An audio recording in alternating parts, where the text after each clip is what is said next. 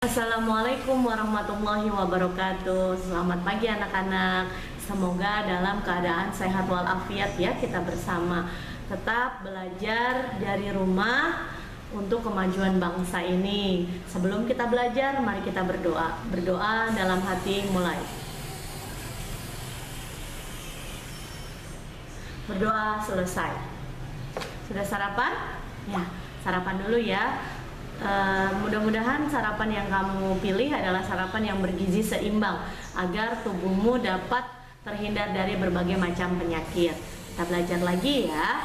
Setelah kemarin ibu membahas tentang pembelajaran sebelumnya tentang manfaat tumbuhan dan hewan dari habitat buat kita sebagai manusia, kemudian belajar tentang kata baku.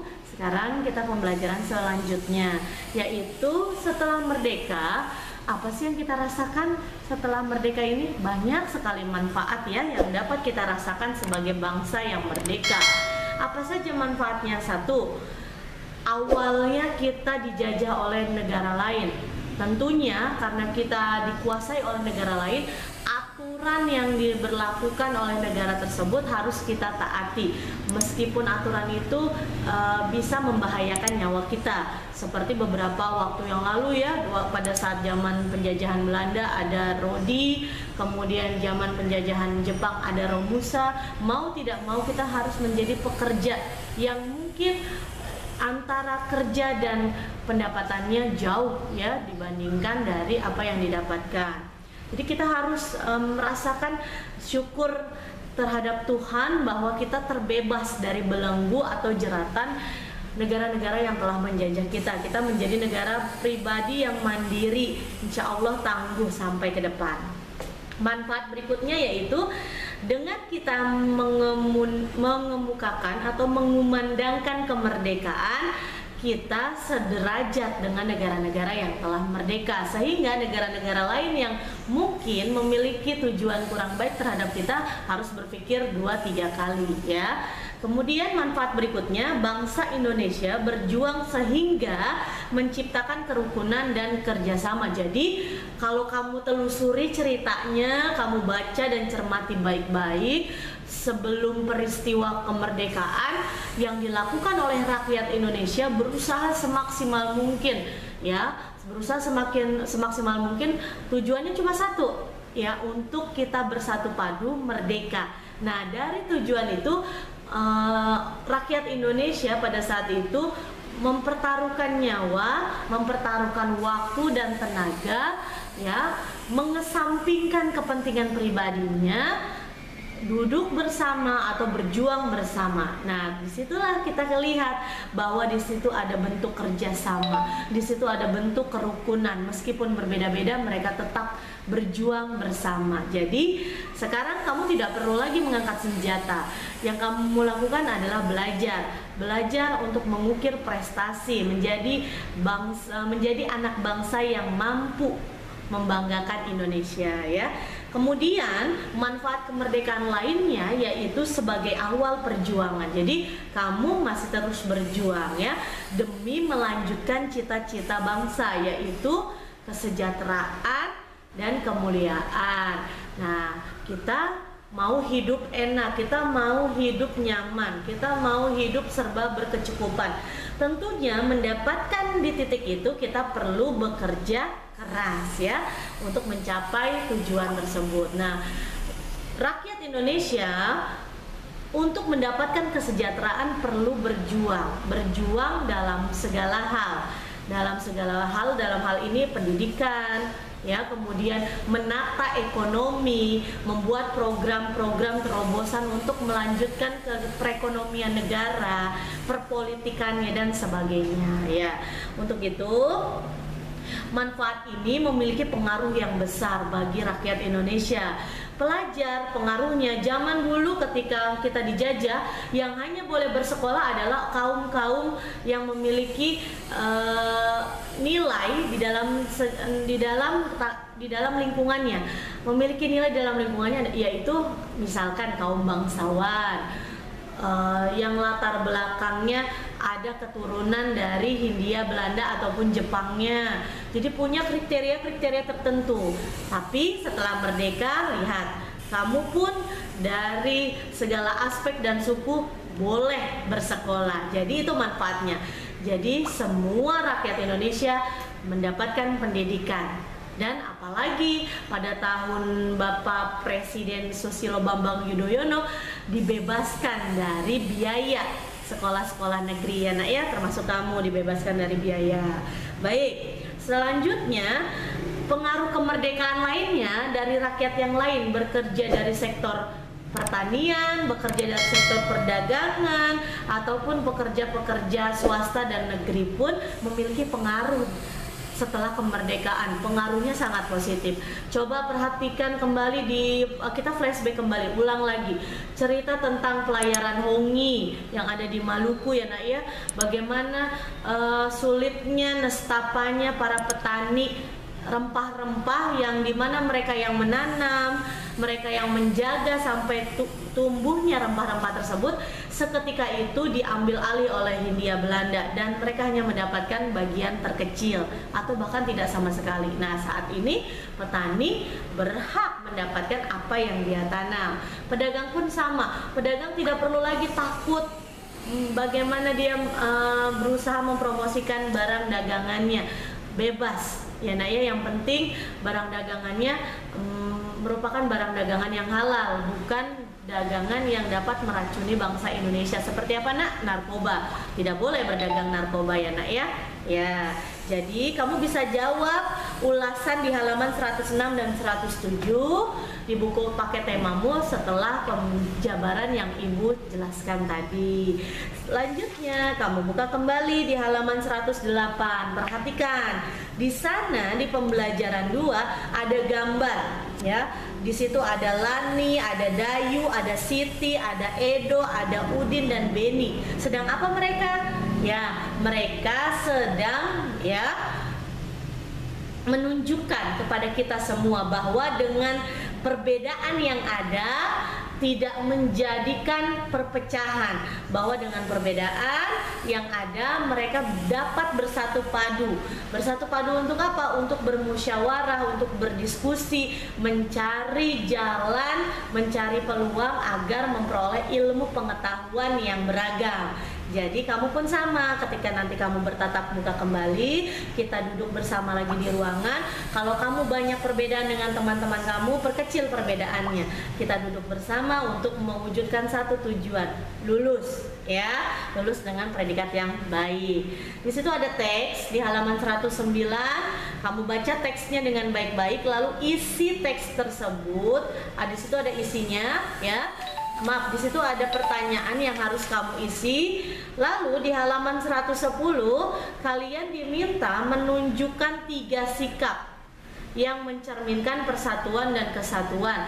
Kira-kira apa? Ibu kasih tahu contoh satu saja. Bergotong royong ya nak ya. Bergotong royong merupakan salah satu pencerminan persatuan dan kesatuan. Kamu cari tahu 2 berikutnya. Baiklah, untuk pembelajaran selanjutnya nanti akan disampaikan oleh Pak Bari. Untuk itu Ibu tutup. Terima kasih. Oke, yuk kita lanjut pembelajaran kita hari ini ya. Kalau di video sebelumnya Pak Bari sudah menjelaskan tentang mengubah bilangan pecahan ke bilangan persen dan sebaliknya, mengubah persen ke dalam bilangan pecahan serta mengubah bilangan persen ke dalam desimal dan mengubah bilangan pecahan ke dalam desimal. Pada video pembelajaran hari ini Pak Bari akan coba menjelaskan tentang soal cerita yang berkaitan dengan bilangan persen. Pak Bari lagi, Pak Bari akan coba menjelaskan soal cerita yang berkaitan dengan bilangan persen.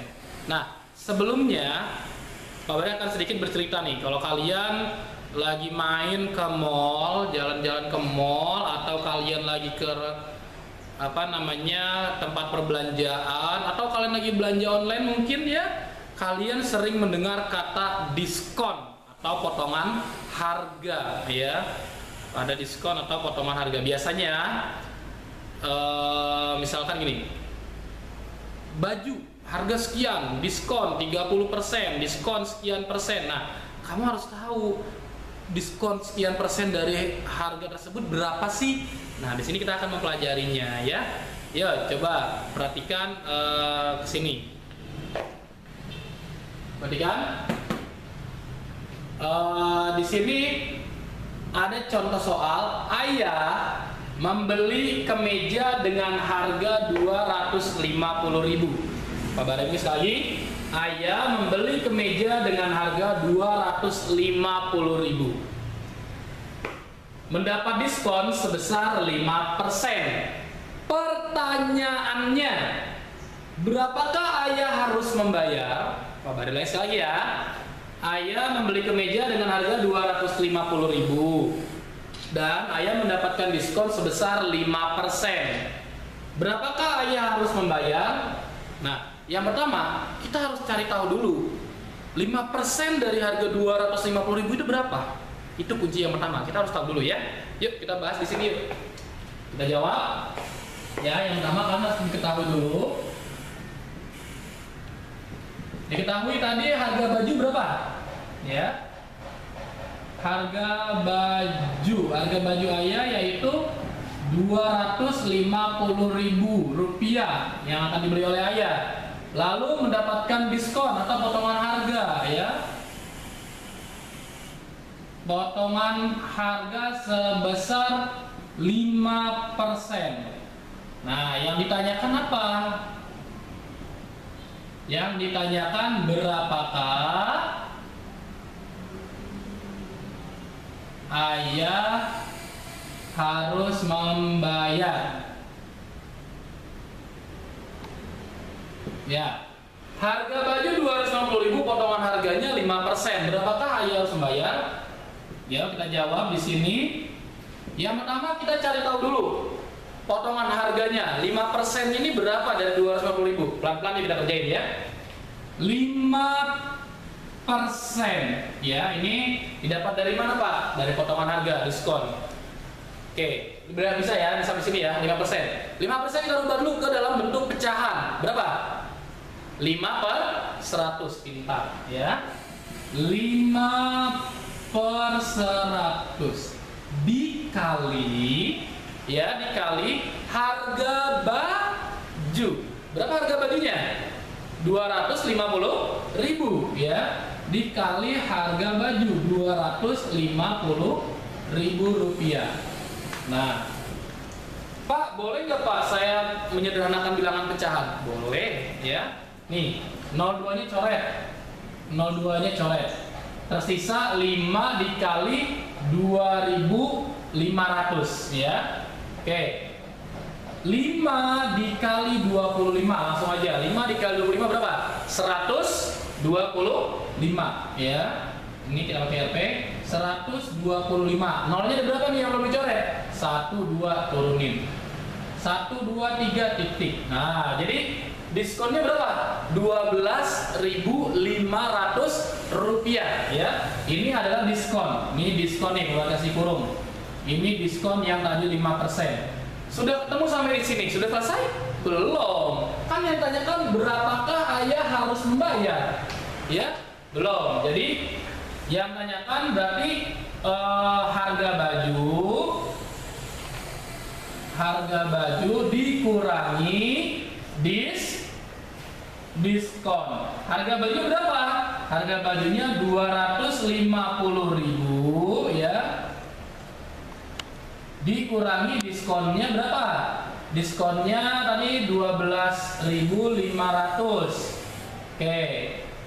Sama dengan harga baju 250.000 dikurangi diskon 12.500. Kabar lagi ya. 12.500 dari mana nih? Dari diskon 5% tadi ya. Berapa? Sama dengan Rp 37.500 ya. Nih, setelah dikurangi kok 37.500? 237.500 ya. Maaf ya, salah. 237.500. Setelah dikurangi harga diskon, jadi ayah harus membayar 237.500. Jadi ayah membayar sebesar berapa? 237.500 rupiah ya. Bisa sampai di sini? Oke, nah ini tentang diskon. Ini tentang diskon nanti ya. Nanti kalau misalkan kamu lagi nabung di bank nih, misalkan ya. Kamu nabung di bank, lalu kamu mendapatkan bunga 5%. Gimana cara menghitungnya? Sama kayak gini, cuma perbedaannya di sini.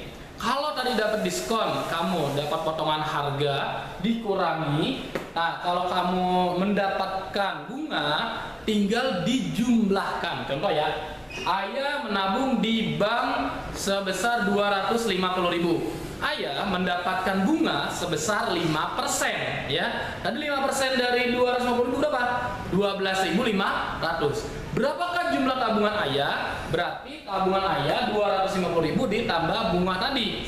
Berapa? Jadi totalnya 267.500 rupiah. Nah, jadi dijumlah kalau mendapatkan bunga. Tapi kalau mendapatkan diskon dipotong. Bisa sampai di sini ya. Nah, terus kalau soal dia tambahin, jika Ayah membayar dengan uang berapa ya? Uang 300.000 rupiah, berapakah kembalian Ayah? Nah, tinggal kamu kurangin lagi. 300.000 dikurangi 237.500, berapa tuh kembalinya? Itu misalkan ada ya. Tapi cukup sampai di sini dulu aja. Oke, nanti kalian coba lihat di buku tema kalian ya, di buku tema 2 kalian. Di halaman 128 ya. Di halaman 128 coba kalian lihat ada nomor 1, nomor 2 dan nomor 3 ya. Dan nomor 3 kamu kerjakan serta ini enggak usah nomor 4, enggak usah. 3 soal aja ya. 3 soal aja di halaman 128, nomor 1, nomor 2, nomor 3. Kalian kerjakan di buku tulis kalian ya. Kayaknya di buku tema nggak muat. Di buku tulis kalian salin soalnya, lalu kerjakan dengan cara kalian ya. Lalu difoto, dikirim ke Telegram Pak Bari dan ke Telegram Bu Ira ya. Pak Bari rasa pembelajaran kita pada hari ini tentang soal cerita yang berkaitan dengan persen cukup ya. Pak Bari akhiri, wabillahi taufiq wal hidayah. Wassalamualaikum warahmatullahi wabarakatuh.